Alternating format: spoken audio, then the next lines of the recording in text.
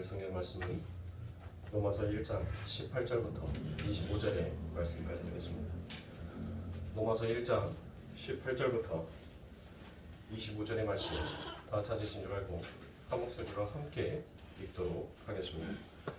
하나님의 진노가 도리로 진리를 막는 사람들의 모든 경건하지 않음과 불의에 대하여 하늘로부터 나타나나니 이는 하나님을 알만한 것이 그들 속에 보입니다. 하나님께서 이를 그들에게 보이셨느니라. 장세로부터 그의 보이지 아니하는 것을 곧 그의 영원하신 능력과 신성이 그가 만드신 만물에 분명히 보여 알려졌나니 그러므로 그들이 핑계하지 못할지니라. 하나님을 알되 하나님을 영화롭게도 아니하며 감사하지도 아니하고 오히려 그 생각이 허망하여지며 미련한 마음이 어두워졌나니 스스로 지혜 있다 하나 어리석게 되어 썩어지지 아니하는 하나님의 영광을 썩어질 사람과 새와 짐승과 기어다니는 동물 모양의 우상으로 바꾸었느니라.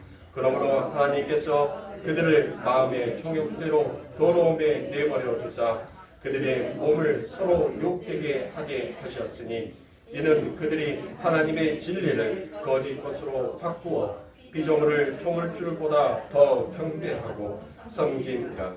주는 곧 영원히 찬송할 이시로다. 아멘. 자, 오늘은 하나님이 원하시는 성도라는 말씀의 제목을 가지고 함께 여러분들과 은혜를 나누도록 하겠습니다. 그래서 우리가 지난 시간에 여러분들에게 이 17절의 대주제를 가지고 여러분들에게 말씀을 드렸고, 그리고 난 다음에 오늘 본문 말씀을 잘 여러분들이 정리를 하고 계시면 이제 로마서에 나오는 전체적인 내용들을 전부 다 여러분들이 이해하시는 데 있어서 수월할 것이다 라고 여러분들에게 말씀을 드렸습니다. 자, 그래서 여러분들 오늘 말씀에 들어가기 앞서 우리들에게 있어서 가장 중요한 것은 무엇이냐면, 여러분들 제가 지금 여러분들에게 성경 말씀에서 하나님께서 우리들에게 요구하시는 것을 여러분들 제가 이제 자꾸 자기를 죽여라, 십자가를 짊어져라, 이 말씀에 대해서 여러분들이 너무 실상해 하시는 거예요. 너무 자꾸 들으니까 이게 이제 여러분들이 어떤 생각이 드냐면, 내가 처음에는 그래 맞다 라고 하는데 이게 나중에 이제 그래 들으니까 그냥 그래 또 시작이지, 그래 또 끝나겠지, 그렇게 해갖고 또 끝나겠지, 이렇게 가요. 그래 이제 제가 오늘은 좀 바꾸겠습니다. 뭘로 바꾸냐면, 여러분들 언어를 바꾸면 행동이 바뀌더라고요. 언어를 바뀌면. 자, 이게 무슨 말이에요? 내가 왜 죄인이야? 라고 생각하는, 내가 죄인인 것을 인식하지 못하고 내가 죄인이라는 것을 알지 못하는 자는 내가 하는 행위가 곧 전부 다 의의 행위다라고 생각을 해요. 그렇죠? 그러나 내가 철저한 죄인이다라는 그와 같은 인식이 있는 자는 자기의 행동이 바뀌게 되라는 것입니다. 나 같은 자가 내가 감히 그처럼 자기의 자신을 바꾸고 자기의 자신을 낮추게 되더라고요. 그게 성경이 요구하는 말이에요, 여러분들. 그러니까 하나님께서 우리들에게 지금 무엇을 요구하고 있냐면, 너희들의 언어를 바꾸라는 거예요. 너희들이 사용하는 그 언어는 결코 그 언어 속에는 살리는 영, 생명의 영, 그 영이 부어져 있지 않다는 거예요. 너희들은 전부 다 뭐하기에 바쁘냐면 내 형제를 헐뜯고 죽이기에 바쁘더라는 것이에요. 그러니까 나는 뭐한 자다? 나는 의인이다. 나는 의로운 행위를 했다. 나는 그리스도의 이름으로 해서 나는 참된 말을 했다라고 얘기했는데, 하나님께서는 그 자가 독사다라고 얘기를 해요. 너는 뱀의 자식이다라고 얘기를 하는 거예요. 그러니까 사랑하는 선배님들, 우리들의 인생과 우리들의 신앙의 삶 가운데 있어서 언어를 바꾸면 나의 행동이 바뀌더라. 여러분들 쉬운 말 아니에요. 쉬운 말 아니라니까요. 사람마다 다 가지고 있는 그 언어의 특성이 있어요. 자기의 집안에서 내려오는, 그래서 그 말을 우리들이 세상 말로 하면 대물림이다라고 얘기를 해요. 대물림. 그렇죠? 그러니까 그 사람이 자라오는 그 사람의 환경에 맞춰서 그 사람들이 자주 사용하는 그 언어들이 있어요. 그 언어. 근데 그 언어가 여러분들 바뀌기 위해서는 무엇인가 우리들의 삶 가운데 있어서 환각작용, 그러니까 내가 아닌 상태가 되어야지만이 여러분들 그 언어 체계가 바뀌어요. 남자들은 여러분들 자기가 가지고 있는 본시, 그 집안에서 내려오는 그 본성이라는 것을 가지고 있어요. 그 자아를 가지고 있단 말이에요. 그래서 그 언어는 변하지가 않아요. 그의 행동도 언어가 변하지가 않으니까 그의 행동 역시도 변화되지 않아요. 그런데 자기가 사랑하는 사람, 자기가 예쁘다라고 생각하는 사람이 자기 앞에 나타나게 되면 이 뇌에서는 뭐를 하냐면 환각제를 작용을 해요. 이 중추신경에서 사람을 환각을 시키는 거예요. 환각의 상태로 되니까 뭐 하는 거예요? 바로 그 언어가 바뀌더란 거예요. 그 언어의 체계가 바뀌니까 그의 행동이 바뀌게 되더란 거예요. 그러니까 여러분들 보세요. 제가 틀린 말 아니죠? 남자들이 연애 때 보면은 얼마나 그렇게 여러분들 그렇게 얼마나 그렇게 살뜰하냐고요. 얼마나 그렇게 다정스럽게 말을 하냐고요. 그렇죠? 그런데 그렇게 연애의 시절이 끝나고 난 다음에 결혼을 상태로 딱 들어오게 되면 여러분들 이제 뭐가 깨지는 거예요? 자꾸 보니까 예쁜 사람을 자주 못 봤을 때는 여러분들 이 환각의 상태가 계속 유지가 돼요. 그런데 이제 실상으로 자꾸 보니까 이게 뭐 하는 거예요? 그게 무뎌지게 되는 거예요. 그게 무뎌져요. 그렇게 무뎌짐 속에서 자기의 본시 가지고 있었던 그 언어의 체계, 그러니까 그 언어의 체계가 나오기 시작하니까 그에 맞춰서 그의 행동의 체계도 똑같이 일관성 있게 나오게 되더란 것이에요. 그래서 난 다음에 사람들이 대부분 어떤 말을 하냐면, 야, 결혼을 하니까 변했어. 변하기는 뭘 변해요, 여러분들. 안 변했어요. 인간의 상태는 그대로 있단 말이에요. 변한 것이 없어요. 원래 그 사람의 모습이에요. 그게 진짜 그 모습. 그런데 그 진짜의 모습을 어떤 환각에 의해서 우리가 사랑의 콩깍지가 끼었다는 말을 하잖아요. 그 콩깍지에 의해서 잠시 그 모습을 환각의 상태에서 내가 아닌 나의 또 다른 나의 모습으로 나오게 되더란 거예요. 그러니까 여러분들 우리의 언어의 체계가 바뀌면 우리의 행동이 바뀔 수밖에 없다는 것이에요. 여러분들 보세요. 오늘 이 로마서의 말씀 속에서 사도 바울이 어땠습니까? 사도 바울이 그렇게 자기 하나님의 일을 위하여서 헌신하고 열심을 가지고 있었던 자였어요. 그렇게 헌신과 열심을 가지고 있었던 그 사도 바울이 여러분들 나중에서 자기에 대한 올바른 인식과 올바른 자아가 생기니까 무엇을 하게 되더란 거예요? 나는 죄인 중에 괴수였습니다라고 여기게 되더란 것입니다. 사랑하는 성도님들 보세요. 사도 바울은 그가 사울이었을 때 그가 그의 언어의 체계가 여러분들 어땠어요? 야, 나는 의인 중에 의인이야. 나는 율법으로 흠이 없었던 자야. 네? 그렇게 말했던 사도 바울이었었어요. 그렇게 말했던 사울이었었어요. 근데 그 사울이 어떻습니까? 다메섹에서 예수 그리스도를 만나고 난 다음에 그의 언어의 체계가 바뀌더란 것이에요. 하나님, 나는 죄인 중에 괴수였습니다. 그렇게 하나님의 일을 열심히 했던 그 자가 하나님, 내가 했던 일이 결코 내가 했겠습니까? 라고 그렇게 자기의 행동과 자기의 언어가 바뀌더란 것이에요. 자, 여러분들 오늘 본문의 내용이 바로 거기에 대한 내용인 것입니다. 이 로마서는 여러분들이 잘 기억하고 계셔야 될 것이 무엇이냐면, 여러분들 이 로마서는 불신자들에게 읽으라고 주어진 책이 아니에요. 그러면 이 로마서는 누구에게 준 책입니까? 바로 교회 안에 아버지 하나님의 백성들에게 쓰여진 글이에요. 그런데 왜 하나님께서 왜 이 사도 바울에게 이와 같은 내용을 이 로마서에다가 담게 하셨을까요? 그것은 바로 무엇입니까? 우리가 하나님을 믿고 하나님을 의지한다라고 하면서도 여전히 그 불신의 마음을 가지고 교회 안에서 남아서 여전히 자기를 사유하려고 하는 그런, 우리 북한에서 말하면 반동군자들을 색출하여서 정신무장을 다시 시키게 하기 위해서 하나님께서 지금 이 사도 바울에게, 야, 교회 안에 있는 이 불순 반동군자들을 색출하여서 다시 정신교육을 시키라.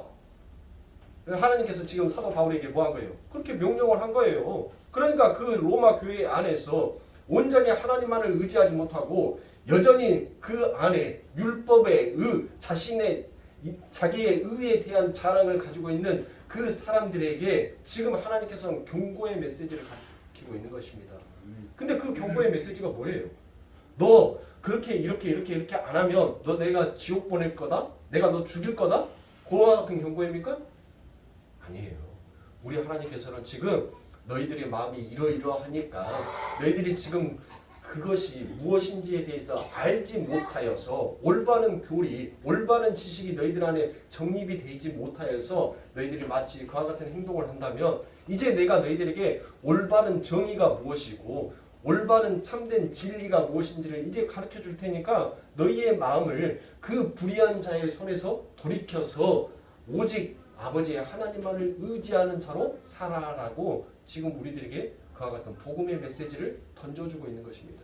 그래서 이 사도 바울은 로마서 1장 17절이라는 그 대주제를 가지고 왜 인간은, 왜 사람들은, 왜 하나님의 백성들은 하나님의 그 의로만 살아날 수 있는지를 다시 한번 설명해 주고 있는 것이 지금 오늘의 본문 말씀들의 구절들인 것입니다. 그래서 여러분들 오늘 이 말씀을 잘 들으시고 내 안에 남아져 있는 아직도 불의에 대해서 그 하나님의 진리를 맡고 있는 과연 나의 모습, 나의 행위, 나의 언어들이 무엇인지를 여러분들이 발견하시고 그래서 오늘 이 말씀들을 통하여서 그렇게 가로막혔던 우리들의 삶을 다시 하나님께로 돌아갈 수 있는 자로 여러분들이 서야 할 것입니다. 그래서 우리가 18절에 불의로 진리를 막는다 해서 여기서 막다라고 되어 있는 것이 바로 헬라로 카테코라고 제가 말씀을 드렸습니다. 그래서 그 단어는 진리를 쫓다, 덧씌워 억누르다라는 그와 같은 뜻이 있다라고 했습니다.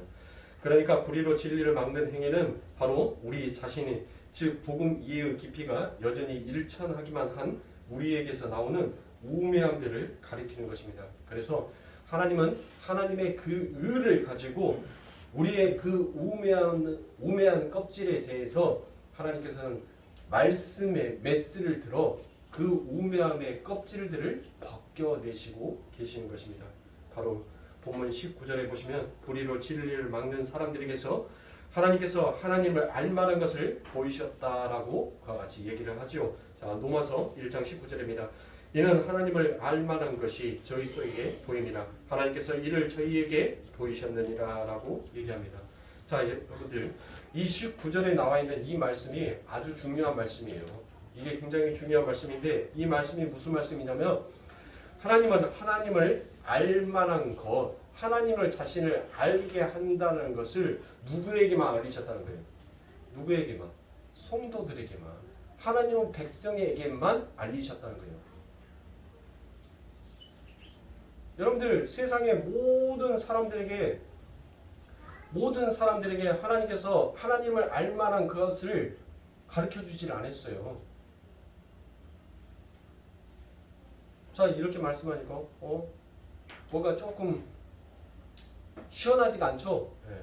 제가 그 시원하지 아니하는 그 부분 여러분들 마음속에서 약간 미적적거리면서 의심스러웠던 부분 긴가? 아닌가? 라고 생각하는 부분을 성경의 말씀들을 찾아드리면서 여러분들에게 확실하게 정립을 시켜드리겠습니다.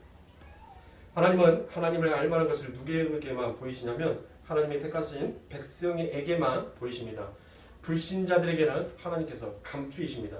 누가복음 8장 10절에 보면 가라사대 하나님의 비밀을 아는 것이 너희에게는 허락되었으나라고 이처럼 얘기합니다. 다른 사람에게는 비유로 하나니 이는 저희로 보아도 보지 못하고 들어도 깨닫지 못하게 하려 함이라라고. 그렇죠. 하나님은 당신의 백성들 위에 다른 이들에게는 하나님을 계시하지도 않으시고 오히려 눈과 귀를 막아버리시더라라는 것입니다. 이사야서 6장 9절부터 10절에 보면 여호와께서 가라사대 가서 이 백성에게 이르기를 너희가 듣기는 들어도 깨닫지 못할 것이요 보기는 보아도 알지 못하리라 하여 이 백성의 마음으로 둔하게 하며 그 귀가 막히고 눈이 감기게 하라 염려컨대 그들이 눈으로 보고 귀로 듣고 마음으로 깨달아 다시 돌아와서 고침을 받을까 하노라라고 얘기합니다. 자, 보십시오. 하나님은 당신의 백성들에게만 하나님을 알만한 것을 보이십니다. 그래서 신학자들이 뭐 일반 계시니 자연 계시니 하면서 뭐 바람에도 자연에도 하나님의 모든 것들이 계시가 되어 있다라고 이야기를 합니다. 물론 자연과 만물을 통해서 하나님의 능력과 신성이 나타나 있기는 합니다. 그런데 여러분들, 우리들이 주로 사용하는 이 계시라라고 사용되어 있는 말은 누구에게만 해당되는 단어이냐면 하나님의 백성들에게만 해당이 되어 있는 단어예요. 이 계시라는 단어는 불신자들에게는 허용되어 있지 아니하는 단어입니다. 오직 하나님의 백성들만 그 하나님께서 계시하신 그 계시의 뜻이 무엇인지를 깨닫고 이해하며 그것을 믿는 자가 되더란 것이에요. 자꾸 지금 여러분들에게 계속 의문점을 주어주고 있습니다. 근데 그 의문점은 여러분들이 이미 다 답을 가지고 있어요. 저는 뭘로 푼다겠어요? 맞아요. 예수인 거예요. 제가 지금 여러분들 안에 마음속에 담고 있는 그 의문점이 바로 뭐냐면 여러분들의 육신의 행위예요. 육신의 의란 말이에요.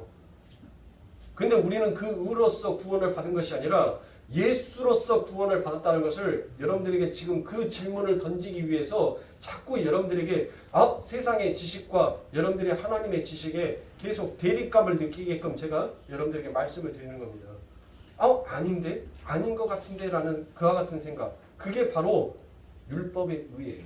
내 의, 나의 자랑, 육신의 자랑. 지금 성경은 그것이 아니다라는 것을 우리들에게 설명하고 사도는 지금 그게 아니다라는 것을 우리들에게 계속 주지시켜주고 있습니다. 계속 보겠습니다. 그런데 19절에서 하나님을 알만한 것이 저희 속에 보이셨다라고 하지요. 그러니까 여기에서 저희는 누구입니까? 19절에 저희라고 되어 있는 것은 누구를 가리키는 거겠어요? 바로 멸망받아 죽어야 할 어떤 무리를 가리키기보다는 멸망받아 죽어야 할 자들이 갖고 있는 것을 여전히 남겨서 안고 교회 안에서 행하고 있는 성도들을 1차적으로 지칭하고 있다는 것을 우리는 알 수 있습니다. 그래서 19절에 저희 속에라는 어구에 쓰인 전치사가 바로 N은 인이라는 뜻도 가지고 있습니다. 그래서 거기에 어밍, 뭐뭐 가운데의, 위드, 뭐뭐 함께라는 뜻으로도 자주 쓰이는 전치사이기도 합니다.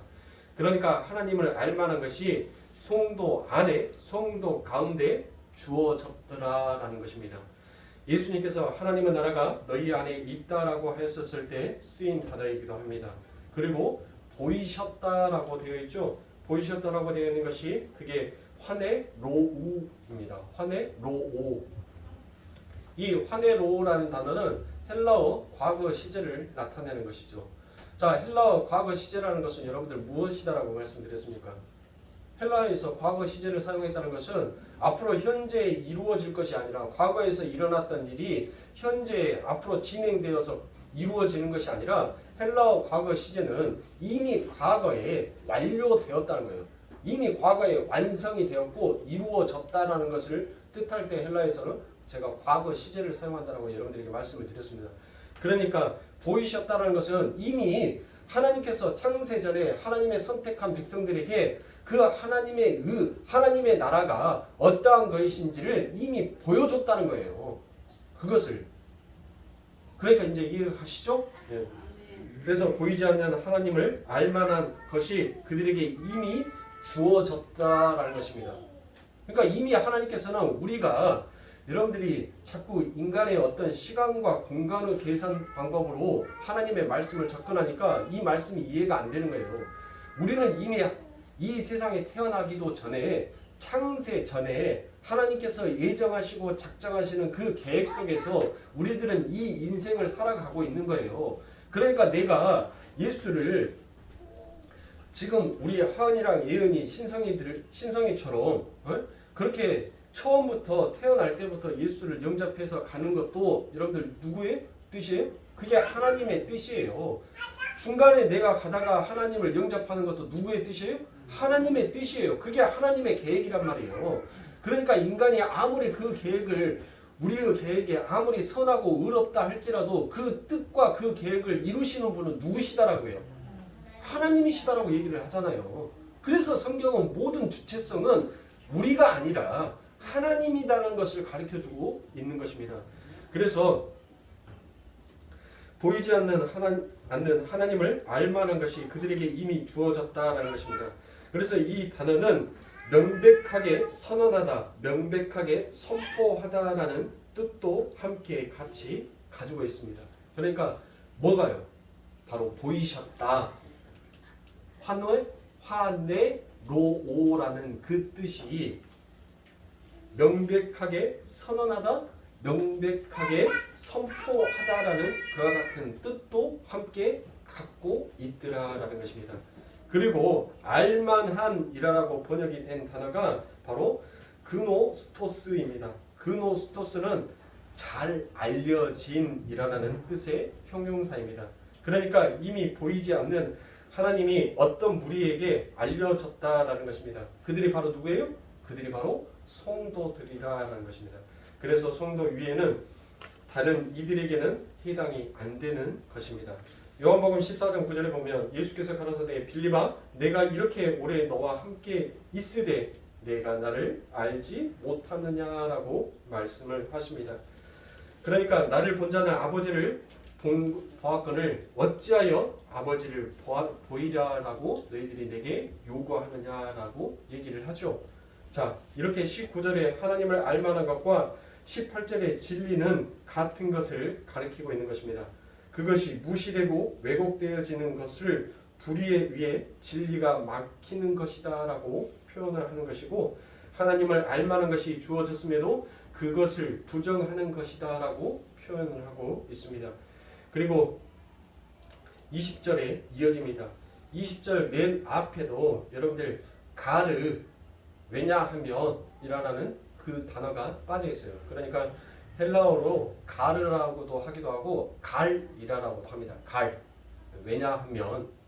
그러니까 자, 왜냐하면 자, 19절의 말씀과 20절의 말씀을 여러분들 이어서 읽어보면 여러분들 그 말씀이 조금 더 이해하시기가 쉽죠. 그래서 왜냐하면 창세로부터 그의 보이지 아니하는 것들 곧 그의 영원하신 능력과 신성이 그 만드신 만물에 분명히 보여 알게 되나니 그러므로 저희가 핑계치 못할지니라라고 되어 있습니다.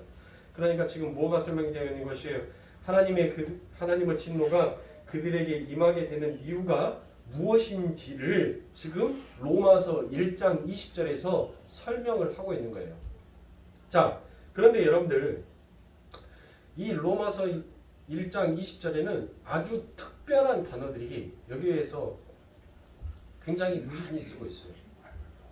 그러니까 성경에서 자주 사용되어지는 단어가 아니에요.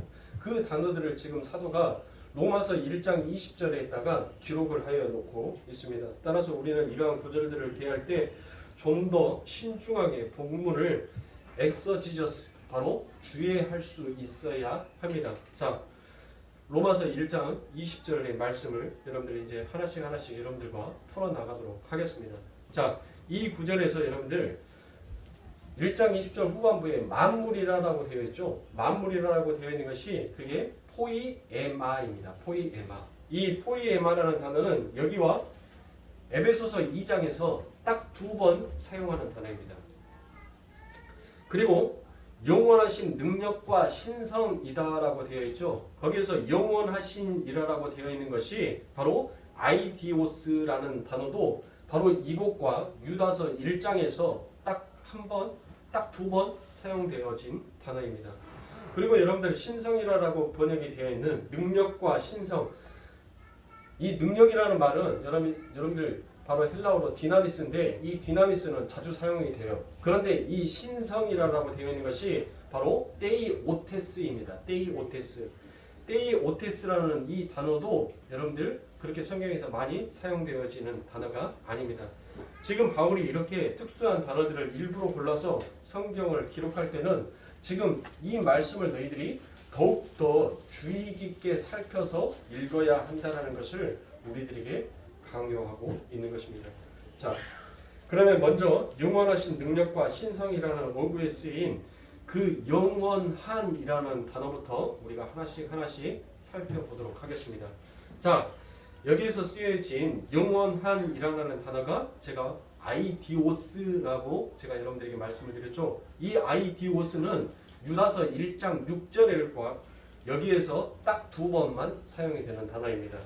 이 단어를 여러분들이 그냥 서둘러서 바로 eternal, 영원한이라든지 everlasting, 변하지 않는 등으로 여러분들이 번역을 해서는 안 됩니다. 그러니까 이 영원한 것을, 영원한이라는 이 단어를 변하지 않냐는 그냥 영원한 상태에 그냥 이 문자 그대로 여러분들이 표피적으로 해석을 하면 아니 된다는 거예요. 왜냐하면 성경 전체를 해서 놓고 봤었을 때 이 영원이라는 단어가 수백 개가 나오는데 그 성경에서 말하고 있는 변치 않는 영원이라는 그 단어는 헬라어로 썼을 때 바로 아이디오스가 아니라 바로 아이오니오스입니다.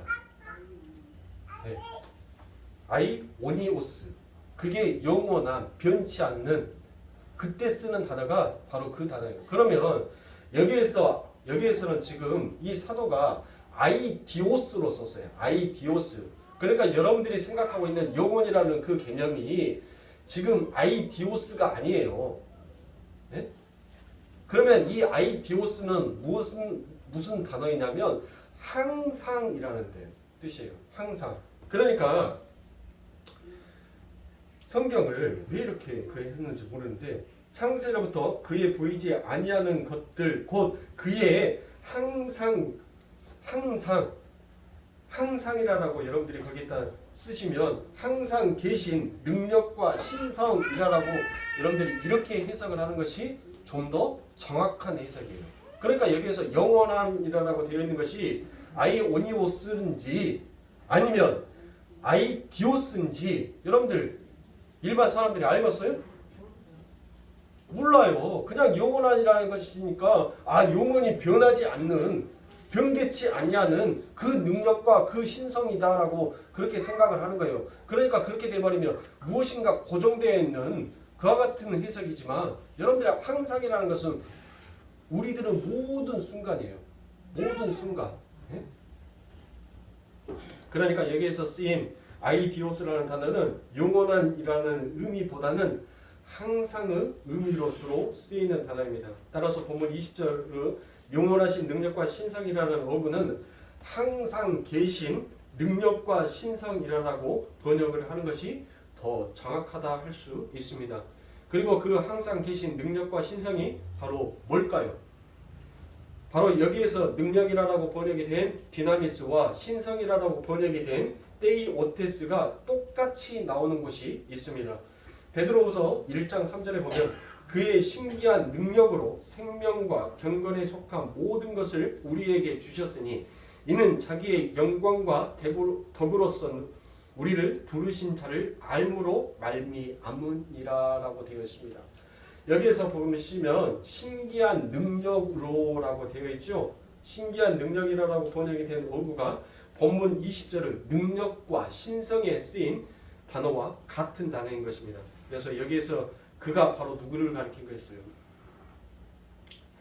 베드로후서 1장 3절에 보면 그의 신기한 능력으로라고 되어 있을 때 그는 누구를 가리키겠어요? 바로 그가 예수 그리스도 바로 예수님을 가리키는 것입니다. 그에게 있는 능력과 신성입니다. 그러니까 능력과 신성은 예수 안에 있는 어떠한 것을 가리키는 것입니다. 그럼 그 항상 계신 능력과 신성은 바로 예수를 지칭하는 것이라면 그 예수가 어디에 나타났다는 것이에요.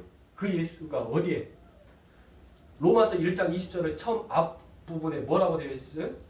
로마서 1장 20절 창세로부터라고 되어 있죠. 그렇죠? 그러니까 예수를 지칭하시는 그 예수가 어디에 나타났다는 거예요? 바로 만드신 만물에 나타났다라고 얘기를 하는 것입니다. 그래서 여기에서 쓰인 만물이라는 단어가 보통 천지 만물을 가리키는 단어로 쓰이는 파스와는 다른 단어입니다. 여기에서 쓰인 단어가 바로 포이에마라는 단어입니다. 이 포이에마라는 단어는 에베소서 2장 10절에서 딱 한 번 쓰이는 단어입니다. 우리는 그의 만드신 바라 그리스도 예수 안에서 선한 일을 위하여 지으심을 받은 자니 이 일은 하나님이 전에 예비하사 우리로 그 가운데서 행하게 하려 하심이니라라고 되어 있습니다. 그러니까 여기에서 만드신 바라고 되어 있는 그 단어가 바로 포이에마라는 단어인 것입니다. 바로 그 단어는 우리라는 대명사를 갖고 있는 단어입니다. 그러니까 따라서 이 포이에마는 무엇을 가리키기로 했어요? 우리를 뭐라고 얘기합니까? 우리를 하나님의 성전이다라고 얘기도 하고 하나님의 교회다라고 얘기를 하죠. 그러니까 하나님께서 창세 전에 만드신 그 만드신 바가 있는데 그 만드신 바가 뭐다는 거예요? 바로 교회, 우리들아라는 것입니다. 그래서 사도가 오늘 본문 20절에서 이 단어를 어떤 의미로 썼는지가 보다 선명하게 나옵니다. 따라서 포이에마는 어떤 만물, 나타나는 어떤 눈에 보여지는 그냥 뭐 바람이라든지 우주 그런 것을 나타내는 것이 아니라 바로 교회, 우리를 가리키고 있다는 것을 여러분들이 아셔야 합니다. 그래서 교회는 예수 안에서 선한 일, 선한 일이 또 뭐라고 했죠? 선한 일, 우리가 헬라어로 아가또 시네, 아가또 시네. 우리가 그것이 착한 일, 선한 일이라고 제가 말씀을 드렸죠. 그러면 그 착한 일, 선한 일, 그 일을 누가 하시더라는 거예요? 바로 예수 그리스도께서 하시더라는 것입니다. 즉 예수 믿는 일, 요한복음 6장 29절과 새 창조의 일, 빌립보서 1장 6절에 쓰시기 위해 지어진 존재들이라라는 것입니다. 그래서 에베소서 2장 10절 후반부에 행하게 하려 하다라고 되어 있는 것이 페리파테오라는 단어인데 이 페리파테오라는 단어는 하나님을 숭배하는 자로 살다라는 바로 그와 같은 뜻이 거기에 담겨져 있습니다. 그러니까 에베소서 2장 10절을 제가 여러분들 지금까지 설명해 드렸던 말로 총괄적으로 자 하나로 해석을 해드리면 바로 이와 같은 뜻이 됩니다. 교회는 예수 그리스도께서 만드신 바인데 그들의 존재 이유는 그들이 예수 안에서 새 창조의 일에 쓰임을 받으면서 예수만을 믿는 자로 지어져 가는 길에 예수 그리스도와 새 창조의 현실이 어떠한 것인지를 드러내는 자로 지어졌더라라는 그와 같은 결과가 나옵니다. 그 결과 그들이 예수 안에서 하나님만 숭배하는 자로 완성이 되더라라는 것이 바로 그게 에베소서 2장 10절이 가지고 있는 그와 같은 내용인 것입니다. 그래서 이제 다시 본문 20절로 돌아옵니다. 그의 영원하신 능력과 신성이 그 만드신 만물에 분명히 보여 알게 되나니라는 어구가 여러분들 이제 조금씩 풀어지죠. 그래서 그 영원하신 능력과 신성, 즉 예수님과 예수님의 사역이 그 만드신 만물 교회에게 나타나서 분명히 알게 되더라라는 그와 같은 뜻이 됩니다. 그래서 그 결과가 어떻게 맺어지더라라는 것입니까? 어떻게? 바로 20절 마지막 부분에 뭐라고 되어 있어요? 그들이 핑계하지 못할지니라라고 되어 있죠. 여기에서 핑계하지 못할지니라라고 되어 있는 그 단어가 바로 나폴로게토스입니다. 나폴로게토스. 이 나폴로게토스라는 것은 그냥 단순히 핑계치 못하더라라는 그와 같은 뜻이 아니에요. 이 단어는 바로 더 이상 방어할 수 없다, 저지할 수 없다, 저항할 수 없다라는 그와 같은 뜻이 그 안에 담겨져 있는 것입니다. 그러니까 그들이 더 이상 뭐 하지 못하더라는 거예요? 더 이상 방어하지 못하더라라는 것입니다. 그러니까 여러분들 인간이 사람들이 여러분들 자기의 자신을 방어하기 위해서 주로 사용하는 것이 뭐예요? 변명을 대죠. 변명. 핑계를 댄단 말이에요. 핑계와 변명을 대요. 아담과 하나가 자신이 죄를 지음으로 말미암아 자기의 죄를 온전하게 직시하고 알았더라면 더 이상 그들은 하나님 앞에 핑계치 아니하고 뭐 했었을 거예요? 내가 죄인이었다는 것을, 하나님의 명령을 어긴 죄인이었다라는 것을 자기들이 인지를 했다면 그들의 언어 속에 뭐가 나온 거예요? 하나님 나를 용서해 주시옵소서라고 그 죄인의 모습으로 그들이 하나님 앞에 행하였을 건데 그들이 죄가 무엇인지 깨달지 못하니까 뭐 하더란 거예요? 변명과 핑계를 대더란 거예요. 정가를 하더란 것이에요. 그런데 예수 그리스도로 말미암아서 이제 뭐 할 수 없게 됐다는 거예요? 더 이상 자기를 방어할 수 없게 되었다는 거예요. 그러니까 핑계하지 못할지니라는 말보다는 자기를 더 이상 방어할 수 없는 자가 되더라라고 되어 있는 것이 20절의 말씀을 보다 더 쉽게 풀 수 있고 우리가 조금 더 쉽게 이해하고 받아들일 수가 있습니다. 그러면 제가 20절의 말씀을 여러분들 다시 한번 번역을 해드리면 이와 같은 말씀들이 되겠죠. 왜냐하면 창세 때 첫 창조 때부터 보이지 아니하는 하나님이 예수 그리스도로 능력과 신성 그분의 백성들에게 분명히 나타내게 되므로 그들이 절대 그분의 일을 방해하거나 저지하거나 저항할 수 없다라는 그와 같은 뜻이 됩니다. 자, 이게 여러분들 무슨 말이냐면 보이지 않는 하나님의 능력과 신성이 교회 즉 성도들 안에서 직접 일을 해 나아가시기 때문이라는 것입니다. 그게 항상 계신 능력과 신성이 하나님께서 만드신 교회에게 분명히 보여 나타난다는 어구가 담고 있는 그와 같은 메시지입니다. 이렇게 오늘 본문은 단순히 인간들의 죄악을 나열하는 것이 아니라 그 속에 하나님의 처방까지 담고 있는 그야말로 복음의 메시지라는 것입니다.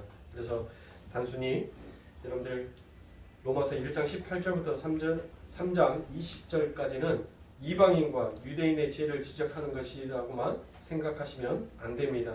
그 속에 들어있는 하나님의 의에 행하실 일을 함께 볼 수 있어야 합니다. 그래야지 우리들의 뭐가 되는 겁니까? 복음이 될 수 있는 것입니다. 그래서 왜 구원을 받았다라고 하는 우리 안에서도 여전히 그러한 죄의 경향과 성향이 존재하고 있는지 그리고 하나님은 그러한 가운데서도 어떻게 우리를 완성해 가시는지까지 꺼내 볼 수 있어야 하는 것입니다. 그러면 바울은 1장 21절부터 23절까지 다시 한번 불의로 진리를 막는 행위가 어떠한 것인지에 대해서 우리들에게 부연을 해주고 있는 것입니다. 이 구절들도 상당히 우리들이 많은 오역을 하고 있지만 그 구절들에 먼저 21절을 보면 하나님을 알되라는 어구가 나옵니다.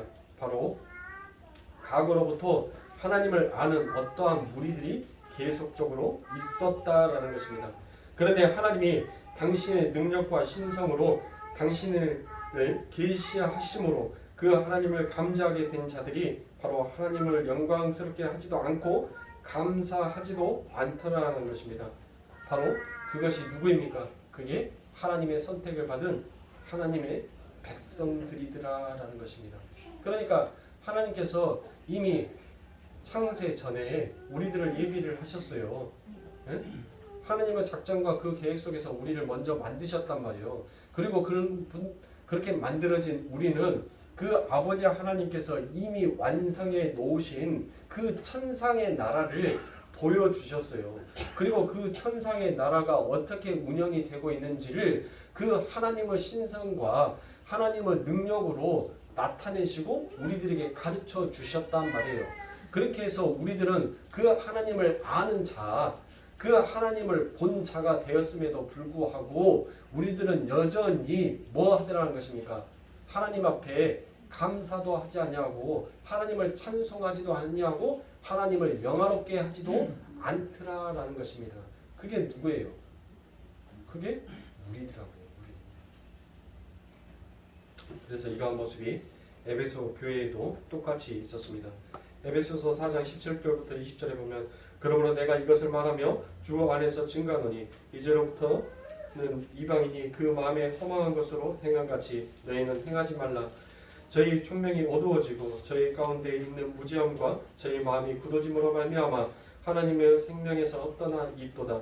저희가 감각 없는 자 되어 자신을 방탕에 강임하여 모든 더러운 것을 욕심으로 행하되 오직 너희는 그리스도를 이같이 배우지 아니하였느니라라고 얘기합니다. 그러니까 사도는 지금 너희는 그리스도를 이같이 배우지 아니하였는데 왜 그들과 같은 짓을 지금 하고 있느냐라는 것이에요. 그러니까 무슨 말이에요, 여러분들? 하나님께서는 우리들에게 하나님을 알 만한 그 모든 것들을 다 가르쳐 주셨고, 하나님께서는 또 그것을 나타내서 보이게까지 하셨고, 그것을 우리는 본 자가 되었더라라는 것입니다. 그런데도 우리들은 여전히 왜 믿지 아니하는 자, 예?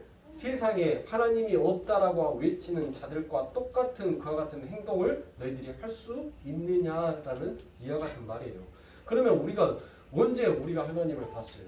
예? 우리가 언제 하나님을 봤냐고요? 우리가 예수를 나의 구주이시고 나의 생명의 주군이십니다라고 우리가 고백했던 그 순간 우리는 하나님을 본 자예요. 하나님을 우리가 육으로든 영으로든 이제 하나님을 보고 만지는 자가 된 것입니다. 그래서 사람들은 구원을 얻은 이후에도 자기를 만물의 척도로 축으로 삼아 살고 싶어합니다. 그렇게 되면 만물의 실체가 왜곡이 되어 인식이 됩니다. 그게 바로 생각이 허망하여지며 미련한 마음이 어두워지게 되더라라는 것입니다. 그래서 하나님을 안다고 하는 자들도 쉽게 자신의 행위를 포기하지 못합니다. 그렇게 사는 것이 현명하고 지혜롭고 정의롭고 착하게 사는 것이다라고 생각을 합니다. 그걸 사도 바울이 22절에서 스스로 지혜 있다 하나 우준하게 된 상태라고 기술을 하고 있습니다. 많은 이들이 예수를 믿는다고 하면서 결국은 자기의 욕망의 투사로 제조가 된 엉뚱한 신을 믿더라라는 것입니다. 그것이 바로 우상 숭배다라고 사도는 우리들에게 다시 한번 경각심을 주고 있는 것입니다. 그러한 조작된 기독교의 중심은 항상 누가 그 중심에 서게 됩니까? 인간이 중심에 서게 되더라는 것입니다. 그래서 그들에게 있어서 인간들의 행위는 지고의 가치가 있는 것이 되기 때문에 그러니 당연히 하나님을 영화롭게 하지도 아니하고 하나님에게 감사하지도 아니하며 하나님을 찬송하지도 않더라라는 것입니다. 왜요? 그 모든 중심에는 누가 있는 거예요? 인간이 있기 때문인 거예요. 그러니까 하나님의 말씀조차도 이 우매한 인간들이 자신들의 영광을 위하여서 자신들의 욕심과 욕망을 위하여서 사용하더라라는 것이에요. 그 안에 담겨져 있는 참된 뜻, 예수가 누구인지 하나님이 누구인지를 그들이 알지 못하고 그저 이 땅의 복만을 위해서 살아가더라라는 것입니다. 그게 여러분들 제가 금요일 때 여러분들에게 말씀드렸던 뭐였었습니까? 내 시작은 미약할지라도 내 난중은 창대하리라라는 이와 같은 성경의 몇 구절들의 말씀을 가져다가 자신들의 욕심과 욕망을 채우는데 그 하나님의 말씀을 사용하더라라는 것입니다. 금요일날 제가 말씀드렸죠? 시작은 미약하나 내 난중은 창대하리라. 그렇게 해서 시작했어요. 근데 시작했는데 여러분들 창대하기는 뭘 창대해요? 한번 잘 살아보겠다라고 여러분들 가게를 오픈을 해서 장사를 했어요. 근데 코로나가 터졌네. 손님이 없네. 망했어. 그러면 하나님의 말씀은 어디로 간 거예요? 내 시작은 미약할지라도 내 난중은 창대하리라. 그 하나님의 말씀은 어디로 가는 거예요? 왜 하나님은 당신의 말씀을 이루지 않습니까? 라고 여러분들 되려 그 하나님께서 우리들의 삶을 통하여서 그 하나님이 어떠한 분이신지를 가르침에도 불구하고 인간들은 되려 그 하나님의 영광을 한낱 새보다도 나는 새보다도 더 못한 우상으로 그렇게 만들어 땅에 떨쳐버리더라는 것입니다. 인본주의에서는 우리들이 벗어나야 된다는 거예요. 그러니까 여러분들 제가 여러분들에게 시작 전에 말씀드렸던 것처럼 우리의 언어가 바뀌지 않는 이상 우리의 행동은 결코 변화될 수가 없더라라는 것이에요. 내가 왜 죄인이며 왜 하나님의 그 긍휼과 하나님의 은혜가 내게 부어져야지만이 내가 이 세상을 살 수 있으며 그 하나님의 그 의로 인하여서 내가 저 천국에 들어갈 수 있는지를 온전하게 자각하고 올바른 인식을 하는 자는 자신의 삶, 자신의 모습 가운데 있어서 항상 죄인처럼 겸손한 자의 삶을 살게 되는 것입니다. 그러나 그것을 모르는 자는 항상 이 세상의 삶의 원리 방식은 어떻습니까? 남을 짓밟고 자기의 이름, 자기의 명성이 높아지기를 원하는 자로 살아가죠. 그 자들이 바로 죄인이 아닙니까? 내가 왜 죄야? 야, 양육 방식의 삶이 어떻게 나쁜 거야? 야, 힘 있는 자가 당연히 살아남는 것이 그게 세상의 이치지. 어? 그러니까 네 똑같이 주어지는 시간에 너 공부 안 하고 뭐 했어? 너희들이 그렇게 놀고 너희들이 그렇게 세상에서 즐기고 있었을 때 나는 나의 힘을 쌓기 위해서 나의 지식을 쌓기 위해서 나는 피나는 노력을 했고 내가 이 자리에 올라와서 내가 이것을 누리는 것은 바로 당연한 것 아니냐라고 생각하는 자가 그 삶의 행동 가운데서 나타나는 그 모든 행동들이 결코 의로울 수가 없더라라는 것이에요. 그렇게 의롭지 못하는 자, 내 스스로 내가 높은 자리에 오른 자가 여러분들 자기를 자신을 겸손하게 낮추는 자 봤습니까? 없더라는 것이에요. 사랑하는 성도님들, 오늘 말씀이 굉장히 어려운 말씀입니다. 쉬운 말씀은 아니에요. 여러분들이 오늘 여기 제가 동영상을 지금 녹화를 하고 이걸 나중에 이제 유튜브에다 올려드리면 다시 한번 계속 듣고 들으시면서 여러분들이 이것을 반복적으로 내 것으로 만드셔야 돼요. 오늘 결코 이 말씀이 여러분들 쉬운 말씀은 아닙니다. 굉장히 어려운 말씀이에요. 그런데 이 어려운 말씀 속에서 제가 하고 싶어하는 결국 요지는 바로 제가 시작 전에 여러분들에게 주어졌던 그 말이에요. 나의 언어가 바뀌지 아니하면 나의 행동은 결코 변화될 수 없다라는 것입니다. 여러분들 오직 예수를 의지하십시오. 내가 왜 예수를 의지하면서 살아야 되는지를 모르는 자는 자기의 의로 산다니까요. 자기의 의로 사는 자는 하나님의 그 불의의 심판을 그 하나님의 일하심을 막는 자가 되는 것이고 그 하나님의 일하심을 막는 자가 곧 성령 회방하는 자가 되고 성령 회방하는 자는 결국 뭐 하더라는 거예요? 절대 앞으로 오는 세대 속에서도 사함을 받을 수가 없어요. 여러분들 이 말을 농담처럼 여겨서는 안 돼요.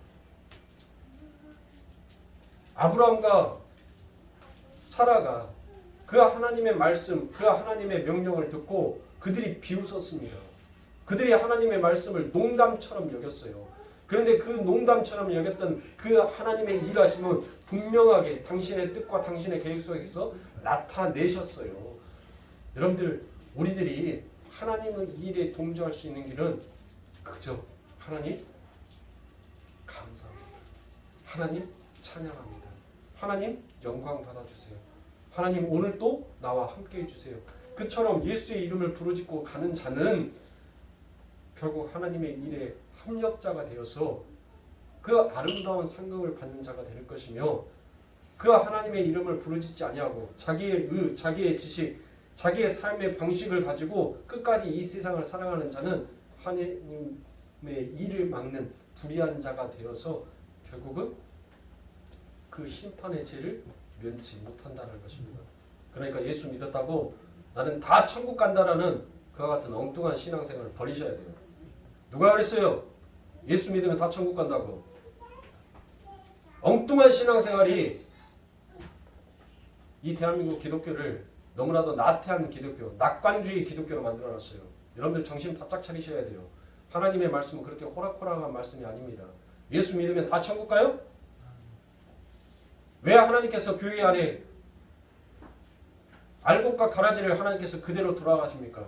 내가 그날에 왜 내가 심판하시겠다라고 하나님께서 말씀하셨어요? 하나님께서 그러면 심판하시면 예수 안 믿는 자를 심판하겠어요? 그들은 따는 당상이에요. 지옥불을 들어가는. 그러면 하나님께서 심판하신다는 말씀은 어디에서 심판하신단 말이에요? 교회 안에서, 하나님의 백성 안에서 심판하신다는 말이에요. 그러니까 우리는 정신 바짝 차려야 돼요, 여러분들. 한순간도 나태하면서 살아가면 안 됩니다. 우리는 우리의 언어와 우리의 습관을 변화시켜야 돼요. 근데 그것을 누가 해주시는 거예요? 그 하나님의 말씀이. 그 우매함의 껍질을, 그 미련한 거의 껍질을, 그 어리석음의 껍질을 성령의 말씀이 우리의 그 껍질을 벗기시고 우리의 실체를 보이게 하시며 오직 하나님만을 의지하는 자, 오직 하나님의 말씀으로 내가 그 하나님의 의로운 옷으로만 나의 부끄러움을 가릴 수 있는 자로 온전하게 서게 되는 거예요. 하나님이 일하시니까 나는 아무것도 안 해도 된다? 그런 낙관주의 신앙생활 하지 마십시오. 무사 아니라는 그와 같은 신앙생활 하지 마십시오. 여러분들, 죽음 이후에 사후 세계는 반드시 있어요. 반드시 있습니다. 그것이 없다면 우리들이 왜 예수를 믿냐고요. 아니 일요일날 아침에 그냥 잠이나 더 늦지막하게 잠이나 더 자면 되지. 왜 아침부터 일어서가지고 이쁜 옷, 고운 옷 입고 몸에다 향수 뿌려가면서 머리카락에 힘 줘가면서 여러분들 그렇게 오시냐고요. 우리는 이 땅에 사는 것이 전부가 아니라는 것을 알고 있기에 그래서 오늘이 이 세상의 마지막인 것처럼 살아가는 자 아닙니까? 사랑하는 성도님들, 거짓된 복음, 진리가 아닌 복음은 여전히 세상 가운데서 떠들고 있어요. 그러나 그 진리가 아닌 속에서도 하나님은 하나님의 일을 묵묵히 하시더라는 것입니다. 그러니 사랑하는 성도님들, 우리가 의지할 것은 무엇이겠습니까? 오직 하나님밖에 없는 거예요. 여러분들 666이니 뭐 666이니 뭐 방코드니 뭐니 뭐 휴그론이니 뭐니 여러분들 하나도 신경 쓰지 마세요. 하나도 아무것도 신경 쓰지 마세요. 설사 내 몸에다가 여러분들 아니 이제 과학이 발달해졌어요. 인류가 발전해 가고 있어요. 그래서 내 몸에다가 방코드 하나만 딱 심어 놓으면 이 안에 은행 업무부터 시작해서 나의 모든 것들을 전부 다 그냥 나를 보증할 수 있는 그와 같은 마이크로 칩 하나만 딱 심어 놓으면 지갑이고 뭐고 아무것도 가지고 다닐 필요가 없어요. 심지어는 차 시동도 내 팔만 이렇게 갖다 대면 그게 우리 주인님 오셨구나 하고 문을 열고 시동을 거는 그 시대가 온다니까요. 그런데 그 시대가 왔는데 주민등록증도 전부 다 그렇게 해서 몸 안에 아이들이 태어나면 그와 같은 인식 칩을 넣어서 그 아이의 출생 연도부터 시작해서 모든 인적 사항을 거기다 다 담아가지고 그 아이가 이제 앞으로 살아가게 될 건데 그거 받으면 나는 지옥 가니까 나는 절대 내 몸에 칩 심지 마십시오라고 하는 사람이 있냐고요. 너 그러면 대한민국 살 필요 없어. 대한민국에서 태어난 사람은 이 칩을 맞아야 돼. 그러면 넌 그것을 거부한다면 넌 대한민국 국민이 아니지. 너는 그러면 이 나라에서 나가 라고 하면 나갈 자신 있으세요? 그러니까 그런 엉뚱한 것으로 여러분들 조바심 갖지 마시고 내가 하나님의 말씀, 그 하나님의 일하심 앞에 내가 불의하는 자로 그 진리를 막는 자로 내 행동이, 내 언어가 지금 그렇게 가고 있는 것은 아닌가 하고 여러분들이 그것에 더 마음을 두셔야 돼요. 그렇게 거기에 더 마음을 두니까 내 형제에게 말하는 것도 내 삶의 방식, 내 삶의 행동이 여러분들 뭐하게 되더란 거예요? 바뀌고 변화하게 되더란 것이에요. 그래서 우리 예수님께서는 첫째로 하나님을 사랑하고 내 이웃을 사랑하라고 얘기를 하시지 않습니까? 내가 죄인인지를 인식하고 내 언어가 그렇게 바뀌니까 내 형제에게 뭐한 자가 돼요? 내가 니보다 더 똥보다 너보다 내가 더 추악하고 더 더러운 자인데 내가 지금 너를 무엇으로 정죄하고 무엇으로 판단하겠니? 내가 너보다 더 흉악한 자인데 그러니까 그에게 뭐가 가는 거예요? 긍휼이 가는 거예요. 그렇게 긍휼이 가니까 그에게 뭐도 가는 가요? 사랑도 가게 되더란 것입니다. 그게 내 이웃을 사랑하는 자 아닙니까? 사랑하는 여러분들, 우리 연습하셔야 돼요. 뼈를 깎는 삶 가운데서 우리도 함께 그 하나님의 일하심에 여러분들 함께 동참하며 일하셔야 돼요. 내가 노력하지 아니하고 하나님 이거 이루어 주세요라고 얘기하는 것이 그게 막이 아닙니까? 에? 내가 열심히 노력하면서 하나님 나 열심히 노력하는데 내 힘으로는 부족해요. 내 능력으로는 안 돼요. 그러니 하나님 여기다 하나님의 능력을 더 부어주세요. 하나님의 더 일하심을 부어주세요. 그러면 하나님 내가 여기까지밖에 못했던 내 삶이 하나님의 그 역사하심으로 여기까지 더 갈 수 있는 자가 되지 않겠습니까? 우리는 그러한 자로 가야 된다니까요. 그냥 아무것도 하지 말라는 것이 아니에요. 내가 노력해야죠. 하나님 사랑합니다. 하나님 오늘도 하나님을 의지합니다. 요것을 내 입술로 고백해야지. 네? 그냥 입 딱 다물고 하나님이 알아서 다 하신다겠습니까? 그렇게 하고 하나님이 일 안 해주시면 삐져가지고. 네? 그게 우리의 신앙생활이 아니라는 것이에요. 사랑하는 성도님, 노력하셔야 됩니다. 뼈를 깎는 그 고통으로 노력하셔야 돼요. 제가 설교 말씀을 준비할 때마다 항상 거울 속에 비춰지는 저를 먼저 발견해요. 그러는 너는 똑바로 잘하니? 저도 보잘것없어요. 그런데 말씀 맡은 자에게, 그래서 이 강대상에서 여러분들과 함께 이 말씀을 나누는 것입니다. 사랑하는 성도님들, 여러분들의 일주일의 삶, 내 가정에서, 내 직장에서, 내 사업장에서, 내가 만나는 모든 길거리의 삶, 거기에서 나의 언어를 바꿔보십시오. 그렇게 여러분들의 언어가 조금씩 변화가 될 때 여러분들의 행동도 조금씩 변화가 되는 것입니다. 그래야지 우리가 이 땅에서 빛의 역할, 소금의 역할, 그래 예수 믿으니까 쟤들에게, 저 사람들에게 풍기는 그 향기는 뭔가가 틀려. 나는 그와 같은 말, 그와 같은 모습이 나오지 않겠습니까? 여러분들, 이 로마서 담임 목사가 좋아하는 그 로마서를 지은 이 저자 바울, 그 바울이 그랬어요. 그의 언어가 바뀌니까 그의 모든 일상의 방향과 척도가 전부 다 바뀌더란 것입니다. 예수를 붙들고 예수를 의지하면서 조금씩 성장해가고 조금씩 하나님이 원하시는 그와 같은 성도의 모습으로 일어서시기를 주님이 축원하고 소망합니다.